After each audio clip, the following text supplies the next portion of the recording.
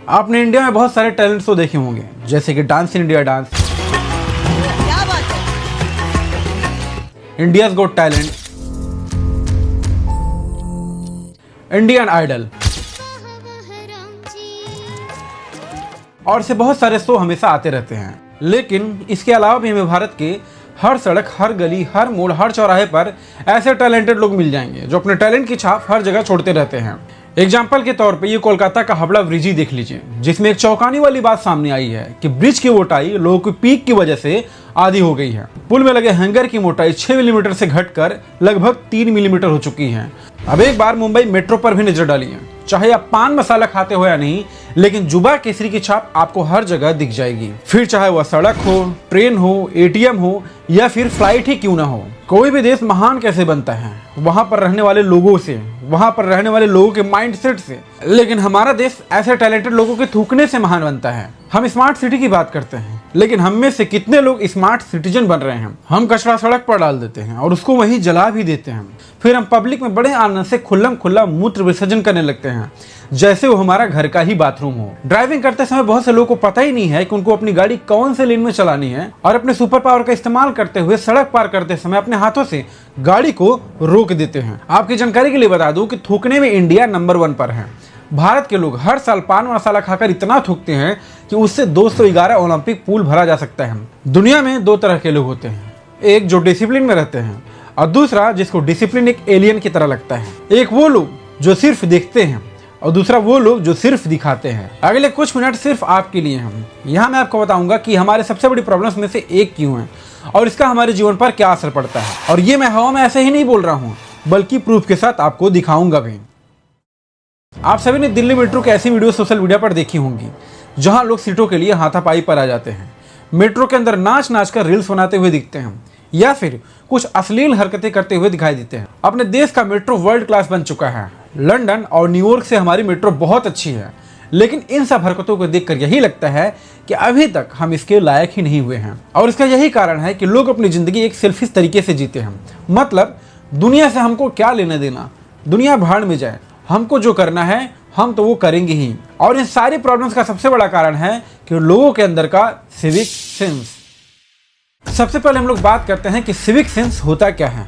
Civic sense का मतलब होता है सामाजिकता, जो हमें बताता है कि हमें समाज में बिहेव कैसे करना है। सिविक सेंस में ये सभी बातें शामिल होती हैं, जैसे कि public behaviour, driving, walking, talking, public toilet का इस्तेमाल करना या फिर एक दूसरे को देखना। सिविक सेंस हमें बताता है कि समाज में हमें एक दूसरे के साथ कैसे बिहेव करना चाहिए। और ये जरूरी इसलिए है कि समाज में अगर कोई गंदगी फैलाता है, अभद्रता करता है, तो उसे गंवार समझ लिया जाता है, अनपढ़ समझ लिया जाता है और इसके बिना समाज 2 हिस्सों में बंटकर रह जाता है। जैसे कि आदमी गुटखा खाकर सबके सामने ही थूक देता है, या फिर जब आप लंबे समय से लाइन में खड़े हैं और बीच में आकर कोई लाइन तोड़ता है तो वहां पर आपको गुस्सा आने लगता है और समाज से आपका ट्रस्ट खत्म हो जाता है कि सभी लोगों को रूल्स को फॉलो करना चाहिए। और अगर एक आदमी लाइन तोड़ता है तो वहीं खड़े दूसरे लोगों को लगता है कि जब वो रूल्स को फॉलो नहीं कर रहा है तो फिर मैं क्यों करूं। तो लोग अपने फायदे के लिए अपने हिसाब से बिहेव करने लगते हैं और अपने हिसाब से जीने लगते हैं और सभी को एक दूसरे के लिए सेल्फिश या स्वार्थी बन जाता है। आप इंडियन रेलवे की हालत को ही देख लो। ट्रेन के टॉयलेट के डिब्बों को एक चैन से बांध कर रखना पड़ता है ताकि उसे कोई चुरा न ले जाए। हाईवे पर अगर कोई एक्सीडेंट होता है तो उसमें सामान की चोरी पहले हो जाती है, बाद में कोई हेल्प करने आता है। भले ही आप कितने अच्छे ड्राइवर क्यों ना हो, लेकिन कोई भी कहीं से भी गाड़ी लाकर आपको ठोक ही देगा, कहीं भी गाड़ी खड़ा कर देगा या फिर ऐतिहासिक इमारतों पर अपने प्यार का नाम लिखकर उसको अमर कर देते हैं। और ये सब लोगों को बहुत कूल लगता है कि हेलमेट ना लगाना नहीं तो बाल खराब हो जाएंगे, बाइक पे उसका एक पहिया उठाकर स्टंट करना ताकि रील्स में और लड़कियों के सामने हीरो बन सके। कोई भी रूल्स अपने देश से बनता है तो उसको तोड़ने के 10 तरीके लोग पहले ही सोच लेते हैं। आपको हर रोज सड़क पर आपके आमने सामने ऐसी कई सारी लड़ाइयाँ देखने को मिल जाएंगी, जैसे कि रॉन्ग साइड में ड्राइविंग करना, लेन डिसिप्लिन फॉलो ना करना या फिर ट्रैफिक रूल का पालन ना करना, क्योंकि लोगों का माइंडसेट ही वैसा बन चुका है कि पकड़े जाने पर 100-500 देकर बच जाएंगे। और इसका सबसे बड़ा कारण होता है हमारा एजुकेशन सिस्टम। भारत में बहुत से लोगों के पास एक अच्छी डिग्री होती है, लेकिन उनके पास एक अच्छा एजुकेशन नहीं होता है, क्योंकि ये सब हमको किसी स्कूल में नहीं सिखाया जाता कि हमको कैसे बोलना है, कैसे चलना है, कैसे उठना है, कैसे बैठना है, समाज में लोगों के साथ कैसे बर्ताव करना है। क्योंकि ये सारी प्रॉब्लम्स घर से ही शुरू होती हैं। ये सभी चीज़ें हमको बचपन से सिखाई नहीं जाती कि हमें अपनी गंदगी खुद साफ करनी है। हम बड़े होते हैं इस उम्मीद के साथ कि गंदगी कोई और साफ करेगा, फिर चाहे वह समाज की हो या फिर हमारे घर की। इसलिए हम समाज में कचरा बड़े प्राउडी के साथ फैलाते हैं कि सरकारी कर्मचारी है ना, साफ कर देगी। घर में इसीलिए फैलाते हैं कि माँ है ना, तो साफ कर ही देगी। और ये एजुकेशन जब हमें घर में नहीं मिलती तो समाज में हर जगह एक अलग प्रकार का कंपटीशन तैयार हो जाता है। जैसे कि ट्रेन में घुसना एक कंपटीशन है, सीट मांगना एक कंपटीशन है, ट्रेन से निकलना एक कंपटीशन है, लाइन में खड़े होना और लाइन में लगना एक कंपटीशन है, और सड़क पर गाड़ी चलाना भी एक कंपटीशन है। और इस बढ़ते कंपटीशन की वजह से हमारे अंदर गुस्सा और स्ट्रेस सबसे ज्यादा होता है, और इसी वजह से हम छोटी छोटी बातों पर बहुत ज्यादा गुस्सा होने लगते हैं। जैसे कि सड़क पर ज्यादा हॉर्न बजने पर, पास न दिए जाने पर, बस या ट्रेन में किसी से आपकी बॉडी में टच होने पर हम चिल्ला उठते हैं। हमारे सिलेबस में भले ही सिविक सब्जेक्ट हो जहां हमें फंडामेंटल राइट्स और ड्यूटीज के बारे में पढ़ाया जाता हूँ, लेकिन एजुकेशन सिस्टम में रटना कैसे होता है सिर्फ हमें यही सिखाया जाता है, बल्कि हमें ये बताया ही नहीं जाता कि हमें इसको प्रैक्टिकली करना कैसे है। जैसे कि एक इंसान जो लोकल ट्रेन में सफर करता है तो उसका बिहेवियर बिल्कुल अलग होता है, लेकिन जब वही इंसान मेट्रो ट्रेन में यात्रा करता है तो उसका बिहेवियर बिल्कुल अलग ही हो जाता है।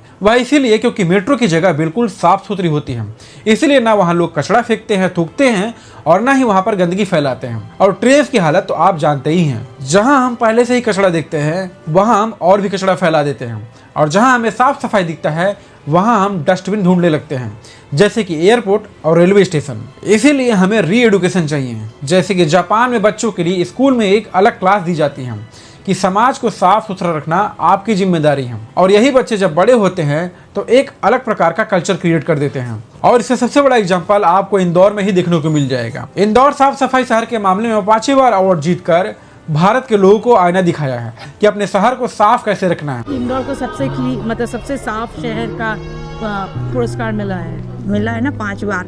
नंबर 1 हमारे चक्कर में आया है। ऐसे ही अफ्रीका में एक स्टेट है रवांडा। अफ्रीका की जीडीपी भारत से बहुत कम है, लेकिन रवांडा की साफ सफाई इंडियन शहरों से बहुत ही ज्यादा अच्छी है। रवांडा के हर महीने के आखिरी संडे में एक स्पेशल डे होता है। उस दिन सुबह 8 बजे से लेकर 11 बजे तक देश के सारे सिटीजन, चाहे वह सरकारी हो या फिर गैर सरकारी, सभी मिलकर अपने इलाके को साफ करते हैं। तो इस प्रॉब्लम की जड़ ना ही गरीबी है और ना ही पॉपुलेशन, इसका सबसे बड़ा कारण है हमारा एजुकेशन सिस्टम।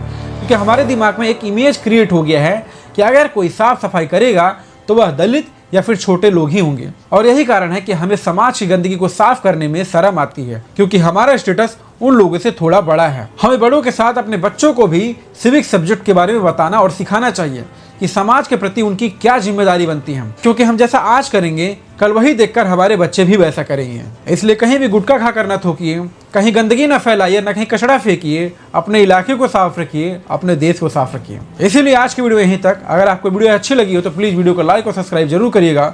मिलते हैं नए वीडियो और नए टॉपिक के साथ, तब तक के लिए जय हिंद।